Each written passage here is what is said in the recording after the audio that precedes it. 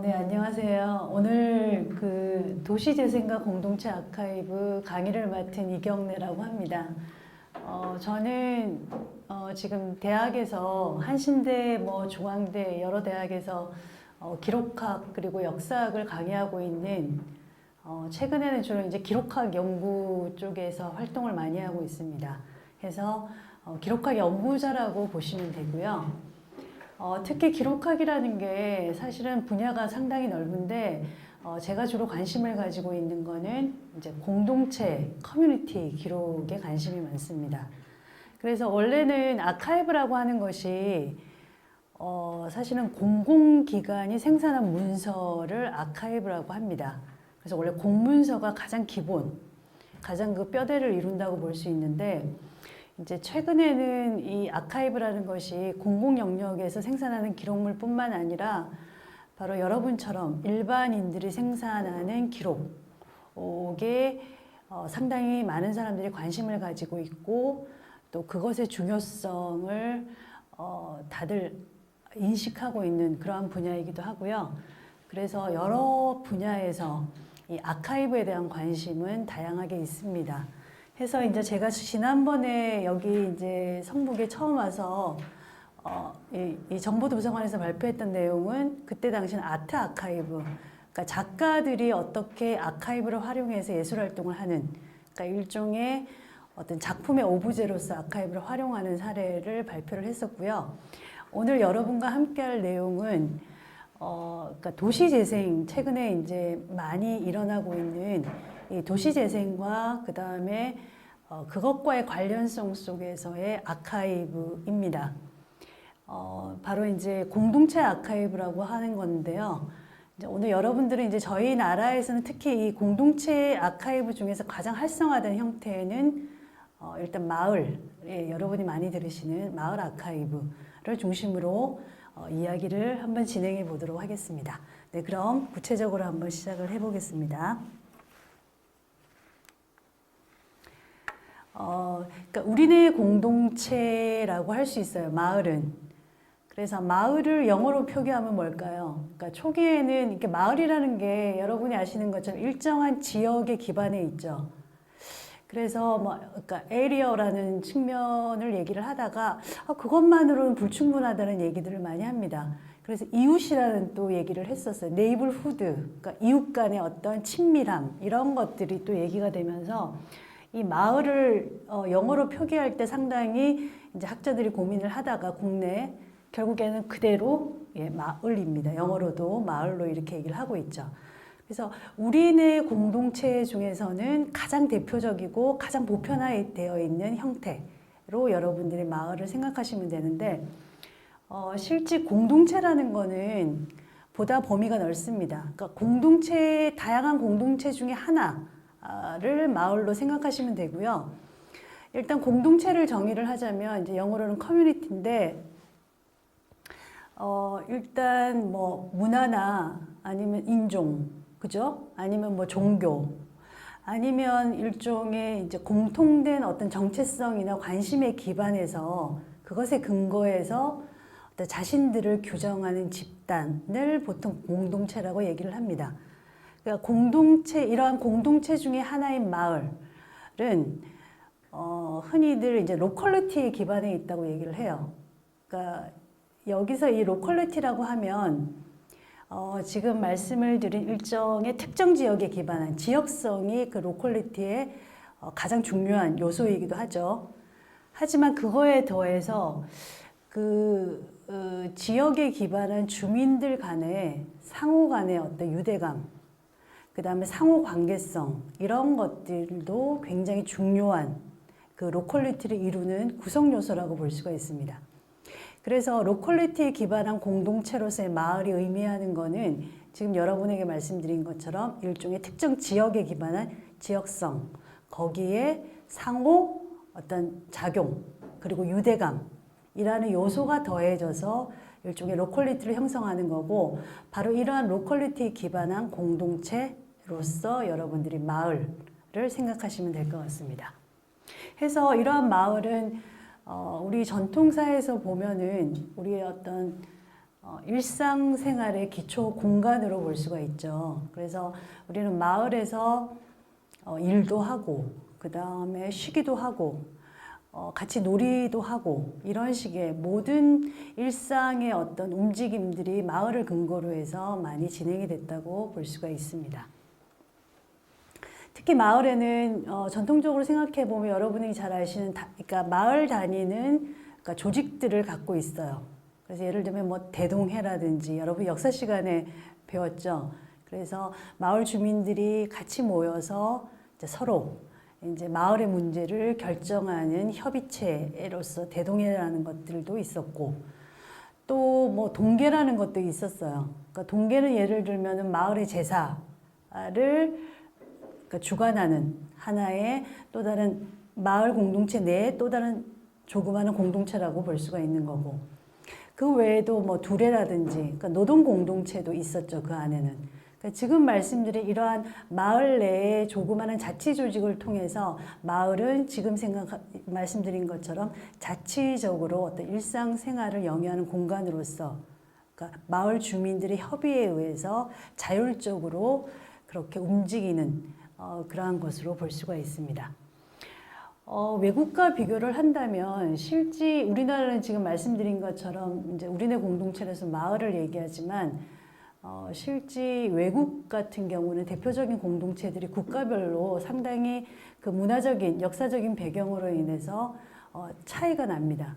예를 들면 미국 같은 경우는 다문화 사회죠. 그러다 보니 인종 공동체가 가장 대표적인 미국 사회를 대표하는 공동체라고도 볼 수 있고, 그 다음에 영국 같은 경우는 물론 지역을 기반으로 한 이러한 지역 공동체들도 있지만 역시 노동 공동체가 굉장히 활성화되어 있는, 그러니까 노동자들을 중심으로 한 어떤 공통의 어떤 직업이나 어떤 정체성에 기반한 또한 공동체라고 볼 수 있죠. 그런 노동자 공동체라든지 아니면 흑인 공동체 이런 것들이 되게 강한 그런 활동들을 전개를 하고 있습니다. 그리고 저희가 이제 그 공동체 아카이브를 연구할 때 이 호주 같은 경우가 이 공동체 연구가 굉장히 활성화되어 있는 대표적인 나라예요.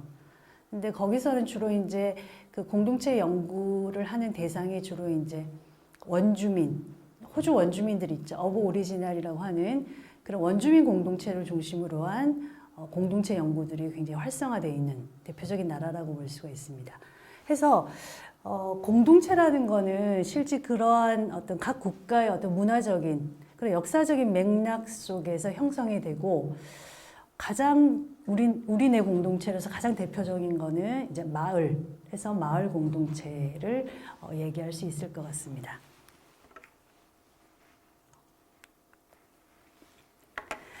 해서 굉장히 이 마을은 우리네 전통 속에서 오래, 그러니까 존속되어 온 그런 공동체라고 볼 수가 있는데, 바로 이게 이제 마을이 해체되어 가는 국면을 겪게 되죠. 그래서 이제 제가 말씀드리는 일제 강점기를 거치면서 일제에서 토지조사 사업을 하게 됩니다. 토지조사 사업을 하게 되면서 그러니까 자연 발생적으로 어떤 삶의 근거로서의 마을이 굉장히 인공적인 어떤 행정 단위로 재편되는 과정을 거치게 돼요. 그러면서 이 마을이라는 것들이 해체되어 가는 국면을 겪게 된다고 볼 수가 있습니다.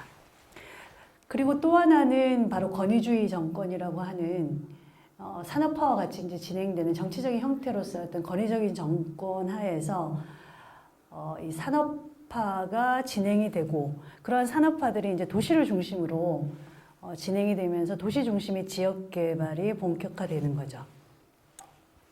그러면서 농촌은 그러니까 굉장히 더욱더 가난해지고 어려워지면서 농촌에 이제 공동화 현상이 발생을 하게 되는 상황입니다. 그러면서 농촌에 이제 마을이라는 것들이 이제 사람들이 없으니까 해체되어 가게 되는 상황이죠. 더불어서 이제 도시로 사람들이 모이면서 도시에 있는 공동체들도 해체되어 나갑니다. 그러니까 도시가 인구가 대량으로 유입되면서 바로 이제 그러니까 고층 아파트들이 들어서게 되는 거죠. 그러면서 도시라는 공간에서도 이제 그 고층 아파트를 중심으로 공간 자체가 재편이 되어 나가면서 도시에서의 그나마 남아있던 공동체들도 다 해체되어가는 그러한 국면을 겪는다고 볼 수가 있습니다. 그러면서 저희가 이제 전통적인 우리나라 마을이 가졌던 그런 일상 생활의 공간으로서의 그러한 마을은 해체되어 나가고 이 거주지라는 것이 이제 편의적인 공간의 의미만을 가지게 되는 거예요. 그래서 그냥 내 직장이 가깝기 때문에 내가 여기 산다. 뭐 이런 의미 또는 그러니까 어떤 투기의 대상. 그래서 재산 증식의 수단으로서 거주지의 의미 이상이 없게 되는 이제 그러한 상황들이 이제 발생을 하는 것을 볼 수가 있습니다. 그래서 이렇게 이제 한국 사회에서 이 근대화와 더불어서 이렇게 마을 공동체를 그러니까 잊혀져가는 그런 하다가 이런 마을 공동체가 다시 주목받기 시작한 것은 어떻게 보면 아이러니라고 볼 수가 있는데 바로 70년대 건의주의 정권 하에서 어떤 새마을 운동, 뉴 마을 무브먼트라고 이제 표현을 하는데 새마을 운동이 시작되면서 이제부터라고 볼 수가 있습니다. 실제 이 새마을 운동은 공식적으로는 전통적인 마을의 어떤 공동체주의를 표방했어요. 그래서 마을의 어떤 공동체주의를 복원하겠다. 그런 거였지만 실제 새마을 운동이 진행되는 과정을 보면 상당히 이제 물리적인 일종의 환경 개선 사업에 집중이 됐다고 볼 수가 있죠. 그래서 생활 환경을 개선한다 해서 초가 지붕을 흔히들 뭐 스레트 지붕이라고 하는 걸로 바꾼다든지, 그죠? 아니면 이제 관계 시설 그리고 다리 놔주고 도로 건설하고 이런 것들에 그러니까 물리적인 환경 개선 사업에 집중했던 그러한 거라고 볼 수 있습니다. 그것은 그대로 70년대 도시 지역의 어떤 개발 사업에도 연장선에 있다고 볼 수가 있어요. 그래서 도시 지역의 개발 사업도 당시에 굉장히 물리적인 어떤 개선 사업, 이런 그러니까 토건 사업이 주로 집중이 되고 아파트 올리고 뭐 재개발하고 이런 것들이 집중되었다고 볼 수가 있습니다. 그래서 지금 여기 보시면 굉장히 정부 주도적이고 어떤 토건 중심의 물리적인 개발을 지향하고 있는 그런 방향에서 이제 주로 진행이 되었죠. 새마을 운동은. 그래서 이러한 정부의 일방적인 움직임 그리고 토건, 물리적인 개발 지향의 이런 것들이 상당히 비효과적인 거죠. 비효과적인 걸로 증명이 되고 심지어는 지역민의 삶에 굉장히 폭력적인 걸로 이제 논의가 되기 시작을 했죠. 그러면서 오히려 주민들은 개발 이익을 둘러싸고 분쟁이 더욱더 많아지는 상황들이 발생을 하고 주민들 간의 갈등은 이전보다 더 증폭이 되는.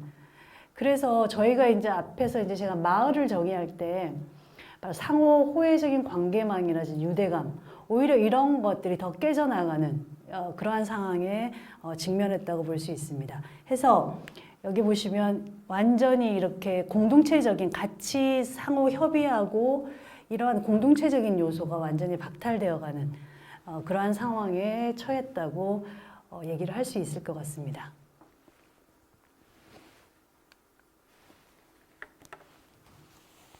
근데 이제 이러한 그 도시 정책 패러다임에 있어서 일종의 변화가 나타나기 시작하는 거죠. 그것이 바로 이제 90년대에 이제 도시 개발에서 일종의 이제 도시 재생이라는 새로운 도시 정책 패러다임이 등장을 하게 된다고 볼 수 있습니다. 이것은 90년대 우리나라의 어떤 전반적인 정치 민주주의 성장이라는 부분과 맞물려서 이제 진행이 된다고 볼 수가 있죠.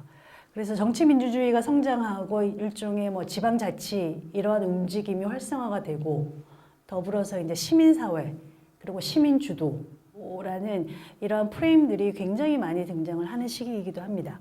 이런 것과 더불어서 이제 도시정책 프레임도 개발에서 재생이라는 프레임으로 같이 맞물려서 진행이 되고 있습니다.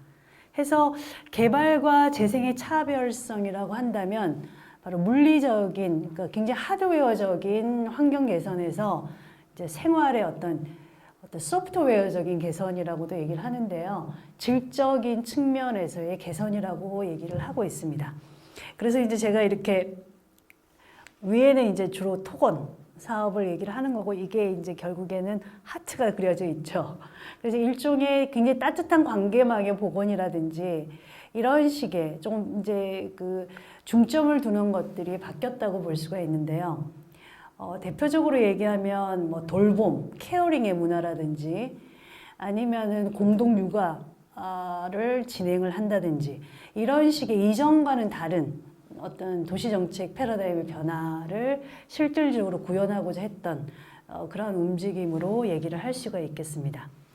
그리고 이제 일종의 정부의 일방적인 주도에서 이 재생사업은 그것의 한계를 명확하게 인식을 하고 이제 민관이 서로 손을 잡고 협력하는 방식, 그러니까 파트너 방식의 필요성들이 얘기되면서 이것이 이제 같이, 그래서 어떤 소프트웨어적인 개선과 더불어서 민관의 파트너십에 의한 방향으로 바뀌기 시작했다고 볼 수가 있습니다. 그러면서 일반 이제 민간 주민들의 참여 이런 것들이 굉장히 강조가 되고, 이 파트너십에 있어서도 민이 주도를 하고 이제 관이 그것을 지원하는 방식입니다. 그러니까 민관의 파트너십에 있어서도 양자의 굉장히 평등한 관계 속에서도 주도 세력은 민이고 관이 그것을 서포트하는 방식으로 가겠다. 이제 이렇게 얘기가 되고 있는 거죠. 해서 실제 풀뿌리 거주자 운동으로서 여러분이 한 번쯤은 이제 마을 만들기가 한창 붐이 일어서 진행이 됐죠. 이제 대표적으로 이제 서울시가 진행했던 마을 만들기, 이제 고 박원순 시장이 진행했던 마을 만들기를 여러분들이 이제 기억을 하실 텐데, 그 전에도 이미 그 독립적인 마을이 주체가 돼서 마을이 자발적으로 풀뿌리 거주자 운동이 일어난 사례는 있습니다. 그래서 이제 성미산 같은 경우가 가장 대표적이죠. 그래서 독립 공동체, 그러니까 마을 만들기를 시작을 했고, 그들이 이후에 이제 마을 아카이브를 구축하는 데서도 선구적인 어떤 사례를 보이고 있는 것은 이제 나중에 다시 설명을 하겠습니다. 해서 여기서 강조되는 것은 공생입니다. 더불어 함께 사는, 그리고 함께 즐기는 공생공락. 물론 그러니까 그래서 이제 공생하는 인간이라 그래서 요즘 호모 심비우스를 얘기를 많이 하죠. 그래서 저희가 이제 근대 속에서 근대성이라는 것들은 일종의 뭐 적자 생존의 논리를 강조하죠. 적자만이 살아남는다는 논리를 강조하지만 그것이 가지고 있는 폐해는 굉장히 심하죠.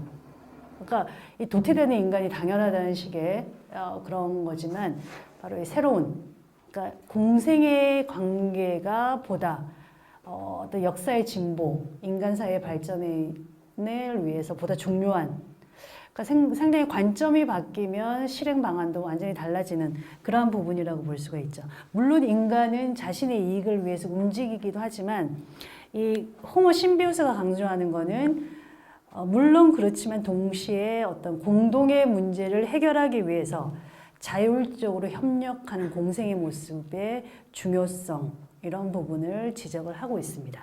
그래서 이 마을 만들기라는 도시재생, 새로운 이 도시정책 프레임의 등장은 바로 공생하는 인간, 호모 심비우스를 기반으로 해서 더불어 함께 사는 공락의 삶을 중요하게 모토로 여기는 그러한 정책이라고도 볼 수가 있을 것 같습니다.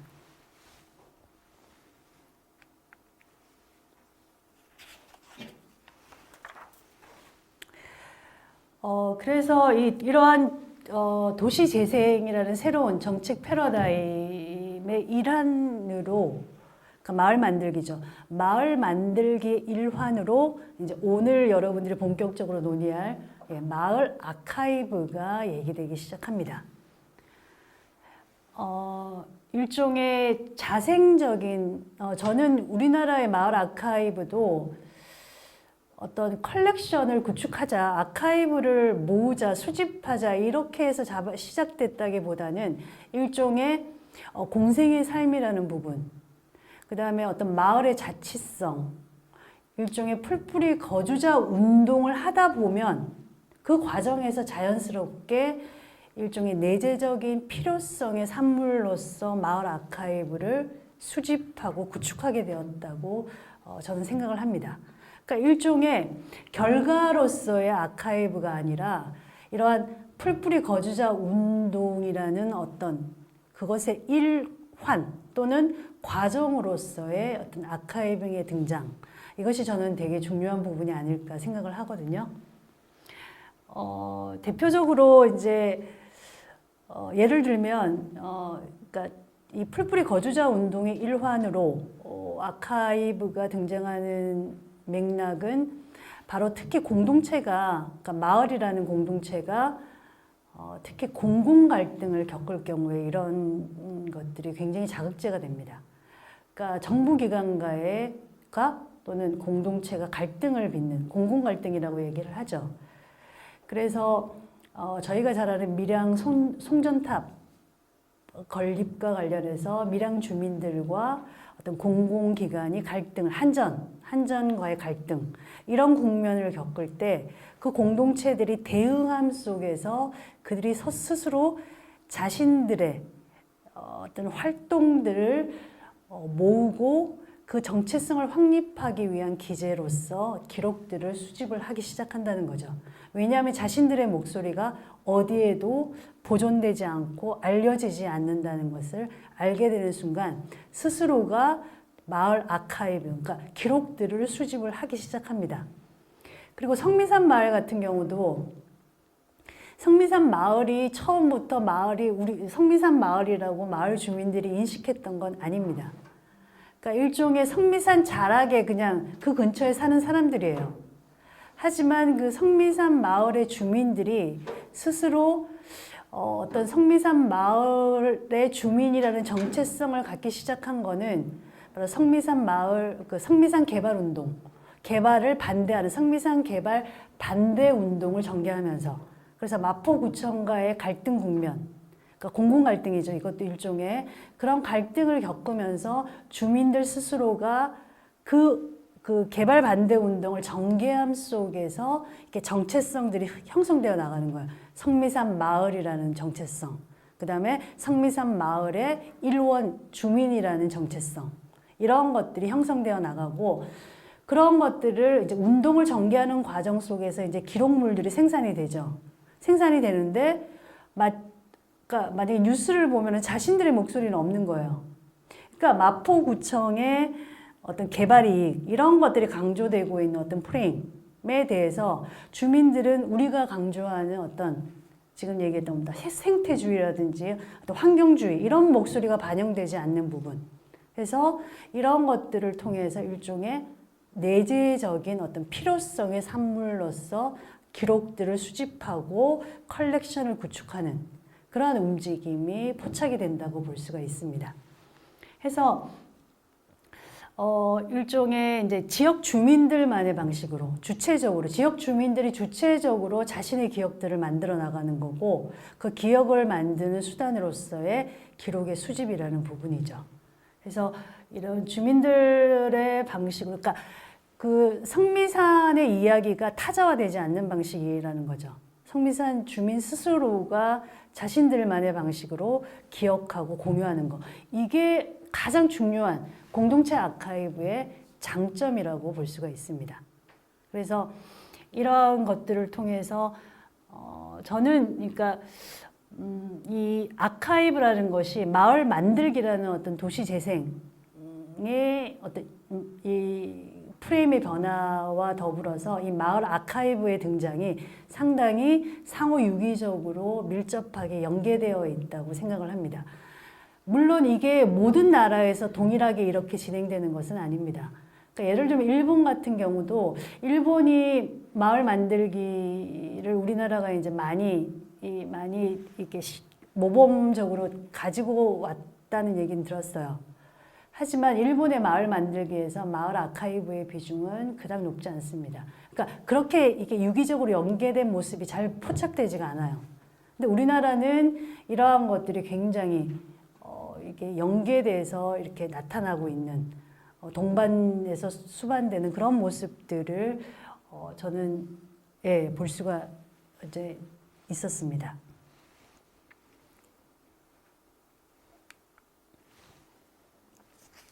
그래서 여러분에게 이제 지금 말씀드린 것처럼 모든 국가에서 일종의 도시재생의 일환, 풀뿌리 거주자 운동의 어떤 일환으로서의 마을 아카이브 모습, 공동체 아카이브가 등장하진 않았어요. 하지만 저희와 가장 유사한, 어떻게 보면 굉장히 선구적인 사례가 어디냐면 바로 영국입니다. 영국이 바로 지금 말씀드린 어떤 도시재생의 일환으로서 어떤 그 기제로서 바로 공동체 아카이브가 구축되고 있는 그러한 사례를 보여주는 대표적인 나라라는 생각이 듭니다.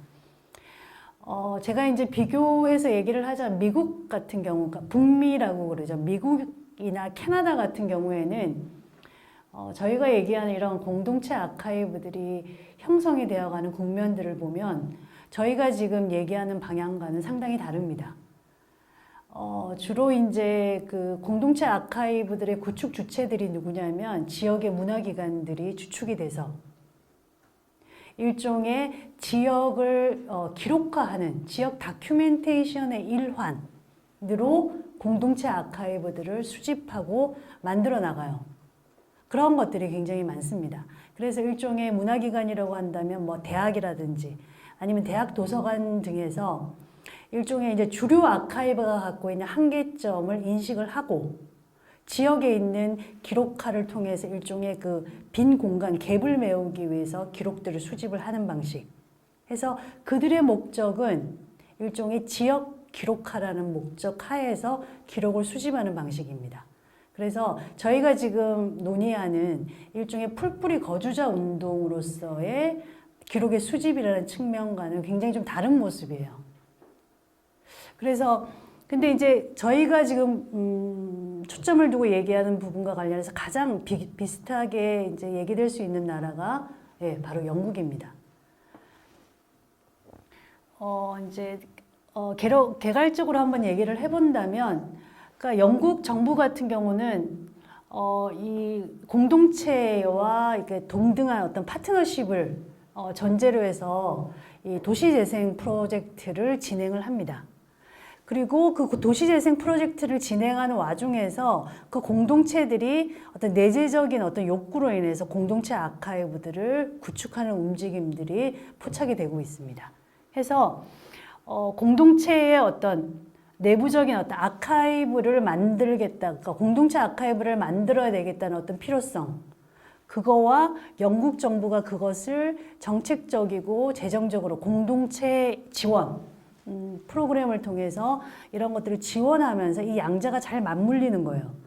그렇게 되면서 영국의 공동체 아카이브는 지금도 전 세계에서 가장 많고 가장 발전된 형태라고 저는 보고 있습니다. 그래서 현재도 지금 한 3,000여 개의 공동체 아카이브들이 영국 전역에 퍼져 있습니다. 물론 여기서 공동체 아카이브라고 하면 지역 기반의 공동체도 있고 또 아까 말씀드렸던 어떤 공통의 어떤 정체성에 기반한 다양한 공동체를 포함해서 3,000여 개 정도의 공동체 아카이브가 활동하고 있는 것으로 알고 있습니다.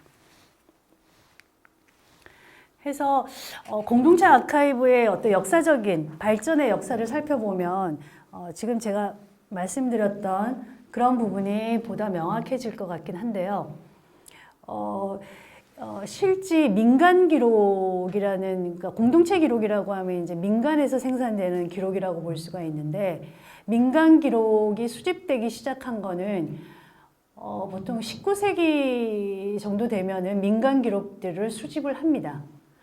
그러니까 예를 들면 지역의 뭐 법정 기록이라든지, 근데 이제 법정 기록 같은 경우는 이제 공문서관, 이제 공공 아카이브에서 수집을 하고, 지역 기반의 어떤 역사 기록물은 주로 이제 문화기관이라고 하는 데서 수집을 했었어요. 영국도 마찬가지로. 그래서 뭐 도서관, 아니면 박물관, 이런 데서 지역의 민간 기록물을 수집을 했었죠. 하지만 제가 여기서 공동체 아카이브의 형성기를 60년대, 그러니까 1960년대를 잡은 이유는 여기서 얘기하는 공동체 아카이브는 뭐냐면, 공동체 스스로가 기록들을 수집하기 시작한 그 시작점을 얘기를 하는 겁니다. 그래서 이러한 공동체가 주체가 돼서 스스로 어떤 내재적인 내부적인 어떤 욕구에 의해서 기록을 수집하는 것이 보여지는 것은 바로 20세기 중반의 모습이라고 저는 생각을 합니다. 그래서 크게는 형성기, 그 다음에 이것이 확대되어가는 7, 80년대의 확대기, 그리고 마지막으로 이제 발전기까지 얘기를 할 수 있을 것 같습니다. 그래서 형성기 단계를 보면 그 형성과 관련해서 맞물려서 이제 진행이 되는 게 뭐냐면 역사적인 어떤 맥락을 살펴보면 바로 영국 정부가 진행했던 공동체 발전 프로젝트를 통해서였다고 볼 수가 있어요. 그래서 이 공동체 발전 프로젝트가 뭐냐면 그 당시에 영국 정부의 일종의 뭐 사회사업, 사회보장사업의 일환입니다. 그래서 12개의 굉장히 소외되고 가난한 지역의 공동체를 영국 정부가 지원하는 프로그램이었어요. 근데 이 프로그램을 통해서 이제 공동체에 대해서 관심을 갖기 시작을 하면서 공동체에 관련된 기록들을 수집하고 그것과 관련된 어떤 저술이라든지 다양한 출판물들이 나오기 시작을 합니다. 그러면서 바로 지역사 연구라는 부분들이 등장을 하기 시작해요. 그러니까 공동체 연구가 일종의 지방사 그리고 지역사 연구라는 맥락과 연결되는 거죠. 그러면서 이제 뭐 공동체, 그러니까 지역에 관련된 기록을 수집하기 시작했고, 그러면서 공동체 아카이브에 대한 구축에 대한 프로젝트들이 일부에서 등장을 하기 시작합니다.